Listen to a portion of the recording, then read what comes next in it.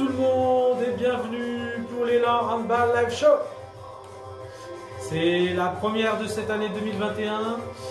Je vais commencer par vous souhaiter une très belle année à tout le monde. J'espère qu'on prendra tous le chemin des terrains cette année dans les bonnes conditions, avec de la compétition, avec en tout cas des ballons et des passes et des contacts, tout ça, pour qu'on puisse jouer, surtout jouer, ne serait-ce que même s'entraîner un minimum. Je ne sais pas ce que ça va donner sur les championnats, mais en tout cas, je nous souhaite à tout le monde une très belle année et surtout handballistique, en espérant pouvoir jouer rapidement. On y reviendra tout à l'heure de toute façon. Je vous attends, j'attends que vous vous connectiez. Les amis, c'est parti. Adeline, la première aujourd'hui. Salut, hello. Je vous rappelle qu'on est en direct et sur Instagram et sur Facebook. Donc n'hésitez pas à regarder sur l'un ou sur l'autre ou sur les deux. Ah, on vient d'arriver. Qui c'est qui vient d'arriver sur Facebook? Deuxième téléspectateur, vidéo spectateur, je sais pas, Facebook spectateur. Hello. Ah, ça lâche un like. J'attends que vous arriviez un petit peu, on va parler, il y a plein de choses à dire, il s'est passé plein de choses pendant ces vacances. Donc, je vous attends un petit peu. Mais en attendant, on peut toujours discuter. N'hésitez pas à poster des commentaires, je vous réponds en direct. On fera des petites analyses là aujourd'hui sur ce qui s'est passé, sur ce qui va se passer. J'ai pas mal de choses à dire. Et puis l'actu du club pour finir toujours avec les infos pour cette rentrée. Allez les amis, connectez-vous, je vous attends. J'étais en train... Bon alors, je vous attends les amis. Ils sont où les gens? Ils dorment. Bah ouais, j'ai l'impression qu'ils dorment. J'ai envoyé un petit message pourtant, hein, il y a 5 minutes à tout le monde pour dire rappelez-vous, il y a le Handball Live Show qui reprend. Ah ouais, il y a Gabi qui arrive. Salut Gabi. Gabichou. Et. Tac.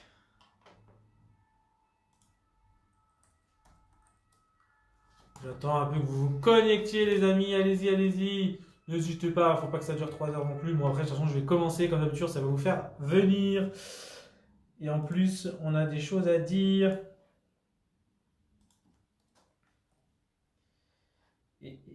Et...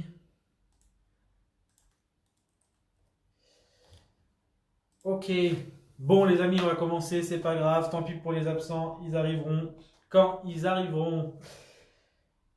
Alors on va commencer ce petit live par ce qui s'est passé pendant les vacances avec ce magnifique Euro de nos Françaises. On a débriefé le match après la finale qui malheureusement a été perdu. Je ne vais pas revenir sur tout ce que j'ai dit. On a fait une deuxième mi-temps extraordinaire avec une gardienne et une défense extraordinaire. Malheureusement, ça n'a pas suffi. On est retombé dans nos travers sur la fin du match et on est donc quand même vice-championne d'Europe. Vice-championne d'Europe. Après notre petit européen en France en 2018, on reste sur le podium. On est deuxième, mais c'est quand même une très très belle épopée de nos Françaises. Quand elles ont commencé, on ne donnait pas forcément cher de leur peau parce qu'elles n'ont pas très très bien commencé l'Euro et elles ont fini en beauté, comme on les aime, nos Frenchies. Voilà pour le petit point euro. Ensuite, on va passer au mondial 2021 qui arrive, car oui, d'ici quelques jours, nous sommes le 3, donc d'ici 10 jours commence le mondial 2021 masculin de handball en Égypte. Première information, il y aura du public. Ça a été confirmé par le président de l'IHF, pardon.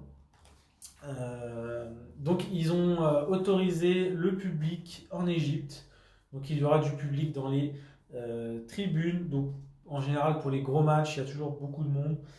Donc c'est cool. Alors je sais pas sur quelle proportion ils ont exactement autorisé le public, mais en tout cas il y aura du public. Ça sera pas vide. C'est un petit peu plus sympathique que ce qu'on a vu sur l'Euro féminin où il y avait personne et c'était un peu ennuyeux de pas avoir du boost. Je pense que les Françaises elles auraient peut-être un peu mieux joué ou même les autres équipes éventuellement avec un peu plus de public. Ça booste toujours. Mais avant ce mondial 2021, notre équipe de France va d'abord aller faire deux matchs, enfin aller recevoir et aller, pour deux matchs de qualification contre la Serbie, match de qualification pour l'Euro 2022. Ça sera le 5 et le 9 janvier, c'est-à-dire mardi et samedi, si je dis pas de bêtises. Et je vais vous donner donc la compo de l'équipe et c'est les mêmes qui partiront au mondial juste après. Oui, c'est ça, mardi et samedi. Je ne me suis pas trompé. Les matchs seront sur Bein, je crois, et malheureusement, je ne crois pas qu'ils soient diffusés en clair. En clair, je vais vérifier. Tiens, je vais vérifier tout de suite devant vous. On va vérifier ça. Tac, tac, tac. TV programme du handball. Non, il sera pas diffusé. Ah si, il y en a un des deux. Le match qui se joue en France sera diffusé en clair samedi à 19h sur l'équipe. En général, c'est eux qui diffusent c'est vrai, les matchs amicaux. Eh bien, vous pourrez regarder France-Serbie, match qualificatif pour l'Euro 2022 et match préparatif en même temps pour le mondial. Sur l'équipe, ça sera du coup le deuxième match et il sera aussi sur Bein. Donc voilà, ça fait un match déjà qu'on peut regarder avant ce mondial où on aura aussi des matchs en clair. Je vais vous les annoncer après. En tout cas, entre-temps, donc nos Français vont commencer par du lourd. Alors déjà, je vais vous donner la liste, on va pouvoir la commenter si vous voulez. On va la commenter ensemble, cette liste pour le mondial, car moi j'ai des petites interrogations sur certains joueurs. Ah oui, t'as réussi à être en retard, Tom. Salut quand même. Alors, cette liste est composée de 3 gardiens de but, puisque c'est une liste un peu élargie, comme il y a le Covid, comme il s'est passé pour les filles, donc il y a 20 joueurs au lieu de 16. Et même d'habitude, il y en a 16, mais il y a toujours 2-3 jokers. Là, il y a un peu plus. Salut Mathieu, qui vient de se connecter sur Insta. Donc, cette liste de gardiens pour le mondial, c'est Vincent Gérard. Bon, ça, on s'en doutait un petit peu. Wesley Pardin, qui fait un début de championnat extraordinaire, avec un nombre qui est le meilleur gardien, je crois, pour l'instant, du championnat, en termes de pourcentage et de parade. Bonne année, Olivier. Bonne santé surtout. Et Yann Gentil, alors là j'ai un peu plus de réserve. Je pense qu'il y avait beaucoup mieux que Yann Gentil, personnellement. Mathieu qui sera bientôt sur la liste de l'équipe de France de handball. Bah, on lui souhaite, hein. On lui souhaite. Il y a encore du boulot, mais pourquoi pas, hein. Yann Gentil, donc, pour moi, qui... Salut. Ah, il y a Herman sur Facebook. Salut Herman. Bonne année, bonne santé à toi. J'espère que ça va et que on espère retrouver tous les terrains et que tu puisses... toi, j'espère que tu fais des bonnes ventes de maillots et tout ça, malgré la crise actuelle. Donc, je reviens sur Yann Gentil. Moi, je pense personnellement qu'il y avait beaucoup mieux, notamment Rémi Desbonnets qui est sur le classement en tout cas des gardiens de cette saison et même déjà depuis plusieurs saisons, il est un des meilleurs gardiens dans le championnat de France. Donc je pense qu'il y a mieux que Yann Gentil. Je ne comprends pas trop moi personnellement, je ne sais pas si vous connaissez un petit peu, hein, mais voilà, moi j'ai de la réticence sur Yann Gentil, non pas qu'il n'est pas bon, mais je pense qu'il y a beaucoup mieux. Passons aux ailiers gauche. Et là, enfin, je dirais, enfin, Hugo Desca est réappelé en équipe de France, le meilleur buteur de la Ligue des Champions de la saison dernière et, et un des meilleurs buteurs du championnat qui plante et plante nombre de buts. Du coup, enfin en équipe de France pour un mondial, c'est top. Il va nous planter un max de buts. Et avec bien sûr monsieur le capitaine Michael Guigou. Sans oublier qui va être cité dans les demi-centres, mais il y a aussi Quentin Mahé qui peut jouer à l'aile. Mais passons tout de suite aux arrières gauche et la paire Omeyer-Karaboué. Oui, je me rappelle la paire Omeyer-Karaboué qui était la paire du Montpellier Handball. Je m'en rappelle, mais moi personnellement, Yann Gentil, voilà, je pense que Desbonnets est bien meilleur. Ah oui, le Karaboué, super, mais là c'est Vincent Gérard Wesley Pardin, je suis tout à fait d'accord. Pour le troisième, j'aurais vu plutôt Desbonnets que Yann Gentil personnellement. Karaboué était un excellent gardien. Ah, il y a Pete qui vient d'arriver, salut Pete. On est sur l'équipe de France, si vous voulez commenter avec moi la liste. Donc je passe aux arrières gauche avec Romain Lagarde, bon évidemment. Timothée Nguessan qui a ébloui. Alors il revient de blessure en plus. Il a ébloui de son talent sur le Final Four. On en reviendra aussi tout à l'heure sur le Final Four de la Ligue des Champions de la saison dernière qui s'est jouée pendant les vacances. Nguessan donc a été extraordinaire. Alors moi, Nguessan j'aime bien. À Barcelone il est performant. Mais en équipe de France, je le trouve moins tranchant. J'espère qu'il va rentrer dans l'art et faire un mondial extraordinaire. Et pour finir en arrière gauche, Elohim Prandi, un petit jeune qui a un bon bras, qui est là bien sûr aussi pour apprendre aussi, hein, je pense, parce il a encore pas mal de choses à apprendre. C'est un bourrin. Il va falloir qu'il place ses ballons un peu plus et être un peu plus à retardement sur certains tirs, etc. Enfin, il a ébloui contre le PSG. Oui, contre le PSG, Nguessan a été extraordinaire, mais j'ai pas trop regardé toute la finale, donc je vous avouerai, j'ai regardé quelques morceaux, mais pas tout. Donc je peux pas vous dire sur la finale comment a été Nguessan, mais je sais que contre le PSG, il a été monstrueux. Il est rentré pas longtemps à chaque fois, mais il a planté. Oui, ouais, Nguessan, ouais, je sais que tu parles d'Nguessan. Sur la finale, j'ai pas trop regardé la finale, je vous avouerai, donc je pourrais pas vous dire. Euh, les demi-centres, alors là c'est pareil, bon, Melvin Richardson qui peut jouer aussi arrière droit euh, et Quentin Mahé, bon, une évidence, hein, j'ai envie de dire. Par contre, bon, j'ai toujours ce point d'interrogation car moi je ne le trouve pas du tout bon. Là c'est clairement le cas. Nicolas Clerc, alors là c'est pour moi c'est une interrogation. Je trouve qu'il y a beaucoup mieux que lui en demi-centre. Alors c'est sûr, on n'a pas notre Nikoko Karabatic national qui sera là ce mondial il s'est fait les croisés il y a quelques mois. Mais je pense qu'il y avait mieux que Nicolas Clerc. Je le trouve pas transcendant, même en équipe de France surtout, je le trouve pas ouf. Bon après il y a Quentin May et Richardson, donc de toute façon ça va être pas mal. En arrière droit, donc j'ai dit Melvin Richardson qui peut jouer aussi arrière droit et Quentin Mahé qui peut jouer aussi ailier gauche. En arrière droit, nous avons Dick Amen qui a été monstrueux. Alors là, lui, il a été monstrueux sur le Final Four. Rémi qui a été aussi bon sur le Final Four sur le match contre Barcelone. D'ailleurs, j'ai envie de dire sur le match contre Barcelone, on en reparlera après. Donc Nedine Rémi qui a été aussi pas mal sur le Final Four. Valentin Porte, ça c'est pareil, il peut jouer aussi ailier droit, Valentin Porte. Et là, pareil, je m'interroge toujours sur la présence d'Adrien Dupanda dans l'équipe de France, à part prendre des 2 minutes. Moi, j'aime pas du tout ce joueur. Voilà, je comprends pas. Il y a meilleur. Je sais pas. Je n'arrive pas à comprendre. Il est toujours là. Bon, tant mieux pour lui, mais je suis pas sûr que ça soit le meilleur à son poste, surtout qu'il fait beaucoup de défense surtout, et je suis pas sûr que ce soit le meilleur défenseur. Mais ce n'est que mon avis, si vous avez un avis, vous.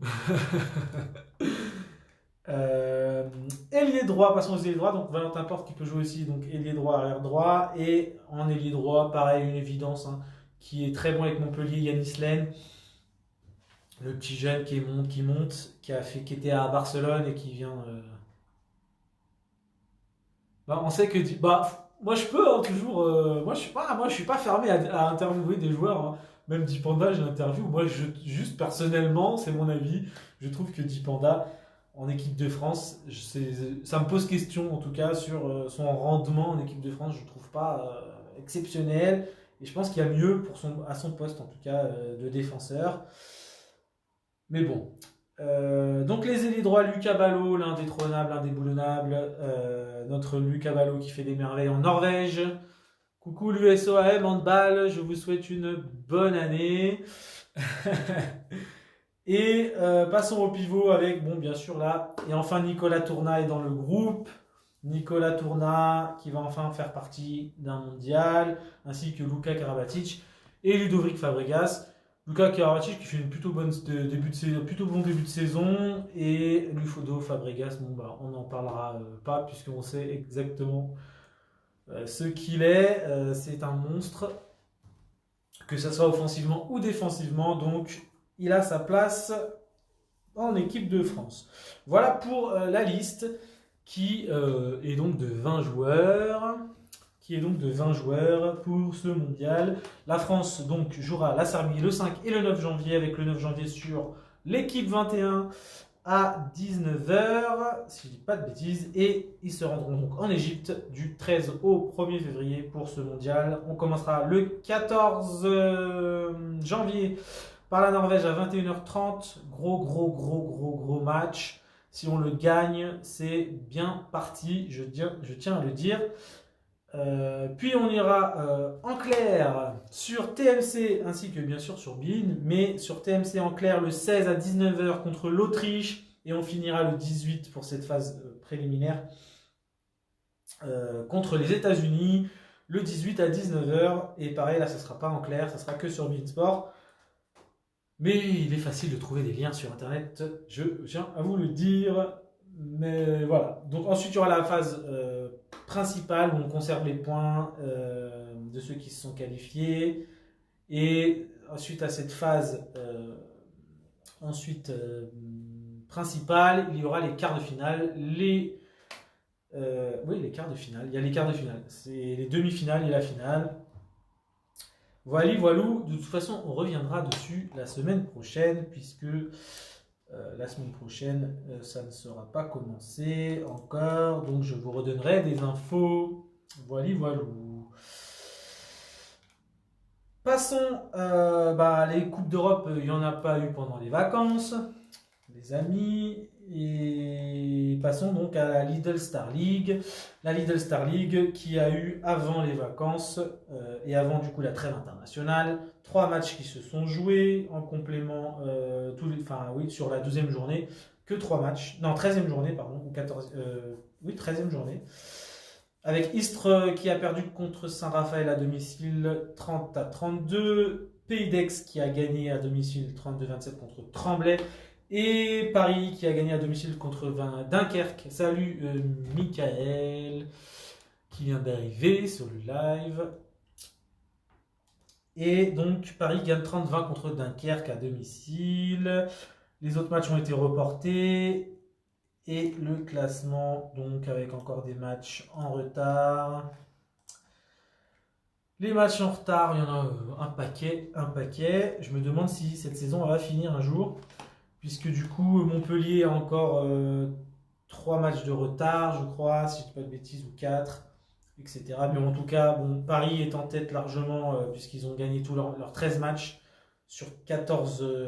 Paris a un match en retard, je crois. Donc sur 14, ou quoique, je ne suis pas sûr. Si, je crois que c'est ça. 14. Sur 14 matchs joués, normalement, qui auraient dû être joués, Paris, donc avec 13 matchs, est premier avec 13 victoires, 26 points. Montpellier est deuxième avec une défaite contre Paris juste avant les vacances, de quelques buts seulement. Ça ne s'est pas joué à grand chose. Avec 18 points et qui a 3 matchs en retard. Le Pays d'Aix qui est troisième avec 4 matchs en retard, 9 victoires, 1 défaite. Limoges quatrième qui est la grosse surprise du début de cette première partie de championnat. Qui a 17 points, 13 matchs joués, donc un seul match en retard, contre Montpellier d'ailleurs. Donc ça va pas être une mince affaire pour eux. 8 victoires, 1 nul, etc. Et 4 défaites. Ensuite c'est Dunkerque. Non, pardon. Ensuite c'est Nantes 5e. Ils ont tout le monde a des matchs en retard. De toute façon, donc ce classement est un peu faussé. Mais c'est pas grave. Voilà, voilà, pour les 5 premiers, Nantes 5e. Ensuite, il y a Nîmes, Saint-Raphaël, Chambéry, Dunkerque, Chartres, Toulouse, Cesson, Istres et nos clubs franciliens qui sont toujours à la traîne. Créteil 14e et les 2 relégables Ivry et Tremblay avec respectivement 3 et 1 point. C'est un peu compliqué pour nos clubs franciliens. Passons à la Ligue But à Gaz Énergie qui, après cet Euro, a déjà repris puisqu'il y a eu un match de joué qui était un match en retard de la journée. La journée précédente. Je vais vous dire ça. De la journée 12, je crois, ou 13, je sais plus. Bon, bref, c'est Metz qui allait encore gagner, bien sûr. Bon, Metz qui est largement au-dessus contre le dernier plan de Cuc 31-25 à domicile. Et pour info, il y aura un match qui va être rejoué, qui sera le match de Paris contre Bourg-de-Péage. C'est le match de la première journée de championnat. Avec le Covid, il y a eu des retards de résultats qui ne sont pas arrivés à temps pour le match. Le match a été repoussé d'une demi-heure, le début du match, mais ça n'a toujours pas suffi. Ils ont quand même dû jouer le match avec du coup les joueuses qui ne pouvaient pas jouer pour Paris. Donc Paris avait fait une demande de rejouer le match. Ça avait été d'abord refusé par les instances de la Fédération française de handball. Oui, c'est ça. Par la commission de compétition de la fédération. Et finalement, il y a eu une conciliation demandée auprès du comité olympique qui a accepté et qui a accordé que le match soit rejoué. Donc il devra être joué avant le 22 février. Pourquoi ? Parce qu'il va y avoir un changement dans l'organisation du championnat féminin et en plein milieu. Voilà, ils ont dit on change toutes les règles. Alors, ça part d'une bonne intention, effectivement. Après, est-ce que c'est très juste par rapport à certaines équipes? Je ne sais pas, mais en tout cas, ça part d'une bonne intention. C'est pour l'objectif de pouvoir finir le championnat, parce qu'il y a eu beaucoup de retard de match, et en même temps de protéger l'intégrité physique des joueuses, puisqu'il y a beaucoup de matchs qui auraient dû être joués, et ça aurait été compliqué, etc. Donc pour protéger aussi les joueuses, ils ont décidé de changer donc la formule du championnat. Donc à la base, il y avait 13 équipes, je crois, 14 équipes, je sais plus. 14 équipes, je crois, si je dis pas de bêtises, enfin bref, en tout cas, donc il devait y avoir donc 13 matchs de jouer pour la phase aller, 13 matchs de jouer pour la phase retour. Il n'y aura donc pas de phase retour. Ils ont donc décidé de faire une phase aller avec toutes les équipes qui rencontrent toutes les équipes une fois.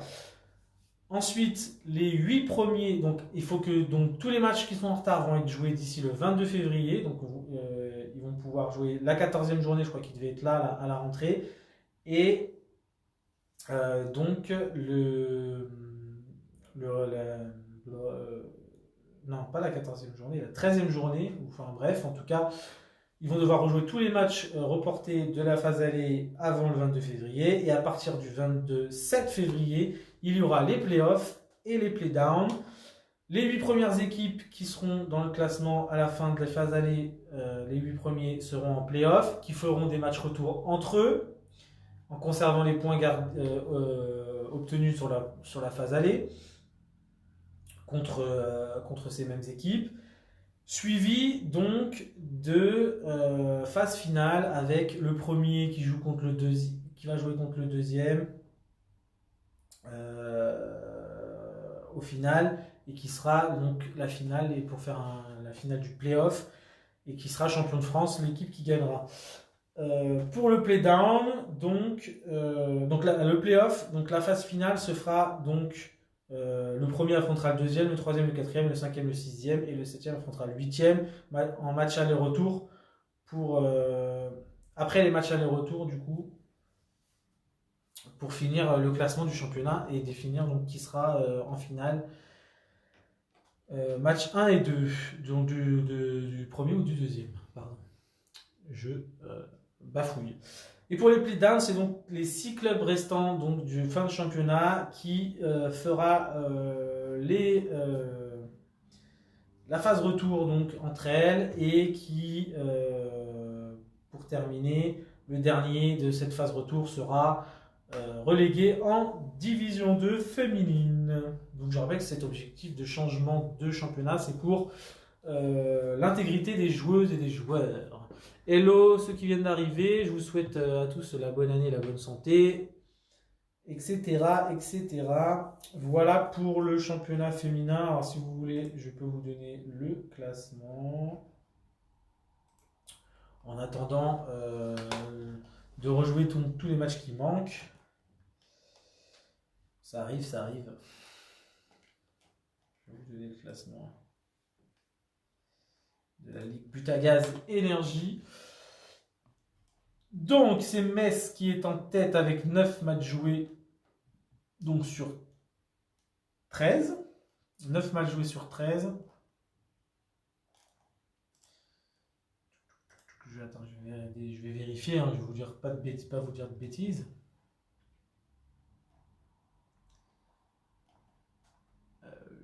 Tac, tac, tac. Ah non, la fin des matchs, donc c'est la journée 10 qui va se jouer là au début de semaine. Voilà, c'est ça. À partir du 6, donc la Ligue Butagaz reprend à partir du 6 janvier. Sauf le match en retard donc, qui a été joué ce week-end par Metz et Plan de Cuc. Donc, on commence par un gros choc entre le premier et le deuxième, en sachant que du coup, sur les 9 premiers matchs joués, seul Metz a joué tous ses matchs, voilà, pour dire. Sur 9 matchs, ils ont 9 victoires, et Brest a 6 matchs, 6 victoires, avec 3 matchs en retard, voilà. Et donc le match qui va délibérer, entre guillemets, le premier et le deuxième avant la fin des matchs allés, ça sera celui-là, celui du 6. Et d'ailleurs, je crois qu'il y a des matchs qui vont passer à la télé. Je vais vous dire ça. Donc c'est donc Metz premier, Brest, Paris, Saint-Amand, Porte du Hainaut, Fleury-Loiret, Nantes Atlantique, Besançon et Toulon-Saint-Cyr pour l'instant qui seraient en play-off, en sachant que les 7e et 8e ont un point seulement d'avance sur les 9e et 10e, donc tout peut changer d'ici là encore, entre les matchs en retard et les matchs à jouer. À la TV, on pourra regarder du handball féminin, je vous le dis que ça se passera donc mercredi 6 à 20h45. Si vous vous ennuyez, vous mettez Sport en France. Sur Sport en France, il y aura le gros match Brest contre Metz. Voilà, vous pourrez le regarder le 6. Il y aura aussi le 13, Besançon contre Paris. 92 à 20h30 le mercredi 13. Voilà, pour les matchs qui vont arriver en handball féminin. Donc, n'hésitez pas à les regarder. C'est très, très, très sympathique à voir. En plus, c'est un gros match là. Brest-Metz, c'est un gros match. Ensuite, du coup, je vais vous passer les infos pour le club maintenant, parce que j'ai fait le tour des infos extérieures. Ah, quoique non. Je vais revenir un peu sur le mondial, qui va être amputé de pas mal de joueurs, surtout l'Allemagne, avec des joueurs qui ont refusé la sélection. Ils ont dit, nous, on ne va pas aller. Ils ont préféré, surtout des joueurs allemands. Alors les joueurs allemands, il y en a un paquet en plus. Donc l'Allemagne ne sera pas l'Allemagne avec ses meilleurs joueurs, puisqu'il y en a pas mal qui ont refusé de venir au mondial à cause du Covid, bien sûr. Pareil pour l'Islande, ils perdent Palmarsson, je crois, qui est pas terrible, qui est soit blessé, soit pas bien, soit malade, ou je ne sais quoi.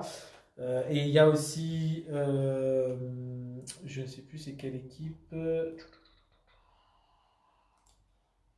Je vais vous dire ça. En tout cas, il y a plusieurs équipes du mondial qui sont impactées par par des joueurs qui ne viendront pas au mondial. Je vais vous dire ça tout de suite.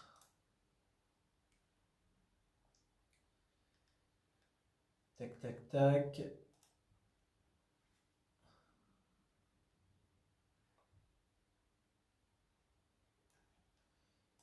Je vais vous donner ça tout de suite, avant de passer les infos du club. Donc Palmarsson, la Suède, voilà, c'est la Suède qui a aussi pas mal de joueurs qui vont pas être là. L'Allemagne dépouillée entre les blessés et les malades. Et je crois qu'il y a d'autres équipes. En tout cas, voilà, ça sera pas un mondial avec toutes les équipes au top en tout cas. Voilà pour le mondial, le petit retour sur le mondial. Donc passons aux infos club, puisque les amis, cette semaine vont, comme sur la dernière semaine avant les vacances, reprendre les entraînements pour nos jeunes qui vont pouvoir s'entraîner, qui vont pouvoir se défouler dans les règles bien sûr des conditions sanitaires qui ont été posées avant les vacances pour le moment en attendant de nouvelles directives en espérant qu'elles soient allégées et qu'on puisse mais bon, pour l'instant c'est pas très bien parti mais en espérant que ça puisse être allégé et qu'on puisse jouer au handball avec du contact puisque du coup donc, nos entraînements vont reprendre avec quelques modifications sur les jours d'entraînement, comme par exemple, pour l'instant, nos moins de 15 n'auront pas d'entraînement lundi, puisqu'on ne sait pas encore si on va pouvoir reprendre sur le créneau de Lilian-Thuram, au niveau des horaires et si le gymnase va être ouvert, etc. Donc on ne sait pas trop encore. Donc pour l'instant, les moins de 15 n'auront pas d'entraînement lundi. Et le vendredi à Marcel Paul, ils auront l'entraînement qui va être décalé, qui finira à 19h30 pour pouvoir être rentré avant le couvre-feu et qui commencera donc à 18h.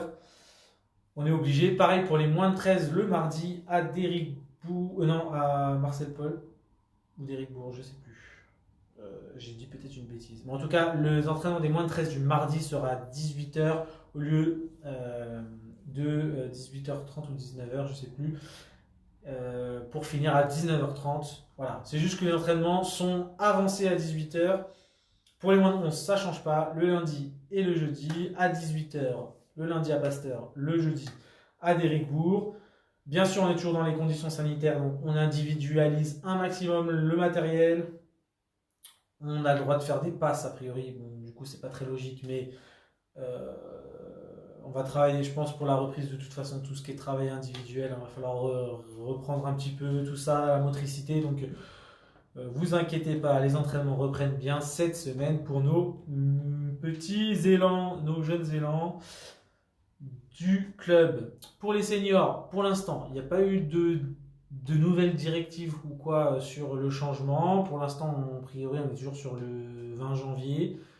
Sauf si ça change d'ici là. Je croise les doigts. Moi, personnellement, je veux rejouer au handball. C'est pas possible. Ça fait, moi, depuis le mois de mars que j'ai pas joué. J'en peux plus. J'en ai marre. Je veux être sur un terrain.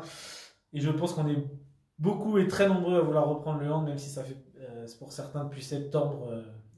Voilà. On veut tous reprendre au moins le chemin des entraînements. Les compétitions, on verra après. Mais au moins pouvoir s'entraîner, être avec l'équipe, pouvoir voilà, retrouver l'ambiance de groupe. On croise les doigts pour cette fin janvier, ça me ferait un très beau cadeau d'anniversaire au passage en plus, de pouvoir reprendre le handball, ça serait cool. Je vais revenir aussi un petit peu voilà, sur ce mois de décembre où on a fait ce calendrier de l'Avent qui a plutôt pas trop mal marché avec des jeux concours, avec des anecdotes, des souvenirs, des photos. Voilà, j'ai essayé en tout cas d'animer un peu nos réseaux sociaux. Il y a eu le jeu concours. Je ne vais pas vous redonner là les gagnants. Hein, on les a déjà donnés en direct. Si vous voulez les revoir, vous allez sur l'IGTV que j'ai publié le 25 décembre, on pourrait avoir les gagnants et les lots. Et voilà, donc on va continuer. Il y aura sûrement de nouveaux jeux concours qui vont arriver au mois de janvier, au mois de février, etc. Sûrement, on va voir. Je vous prépare ça. Je vais vous redire de ne pas hésiter à commenter, toujours commenter. nos publications, d'envoyer des likes, d'envoyer des j'aime, de partager sur vos stories, sur vos réseaux sociaux, partager sur Facebook. Voilà, n'hésitez pas. On a passé les 300 avant la fin de l'année, les 300 sur Facebook. De toute façon, c'était déjà fait avant qu'on lance l'objectif sur Instagram. Et du coup, on a passé les 300 sur Instagram. Objectif 400 maintenant, les amis. Donc, allez-y, partagez le club. Je vois qu'Aurélien vient de se connecter sur Facebook. Salut Aurel. En tout cas, les amis, je crois que j'ai fait le tour de toutes les infos. Je pense pas avoir oublié quelque chose. Donc, je vous rappelle que pour les entraînements cette semaine, ceux qui vont venir à l'entraînement, arriver, donc les parents ne rentrent pas, les enfants arrivent, on passe un petit coup de gel hydroalcoolique avant de s'entraîner. Et on essaie d'arriver en tenue, comme ça il y a moins de. Comme l'accès au vestiaire est un peu restreint, on a moins comme ça à attendre avant de se lancer sur le terrain. Je crois que j'ai fait le tour. N'oubliez pas aussi vos gourdes individuelles, les gourdes. Ça évite aussi d'aller au robinet, parce que normalement on n'a pas le droit d'y aller. Donc, n'oubliez pas non plus vos gourdes. Sur ce, je vais vous dire bonne soirée, je pense, à moins qu'il y ait certaines personnes qui aient des choses à dire et à rajouter. Sinon, je vous souhaite une bonne soirée. Je vous dis à la semaine prochaine pour le prochain Élan Handball Live Show. Bientôt aussi va arriver l'interview que je vais faire en direct aussi avec Quentin Mahé. Je pense que ce sera après le mondial. Mais en tout cas, c'est dans les petits papiers, c'est vu avec lui. Donc ça se fera bientôt. Donc en tout cas, restez attentifs pour ça. Et en espérant que l'équipe de France nous fasse un mondial extraordinaire avec cette 7e étoile pour compléter l'équipe. 7 joueurs sur un terrain, 7 étoiles, ça serait magnifique. Sur ce, je vous dis bonne soirée, à la semaine prochaine, prenez soin de vous, ciao.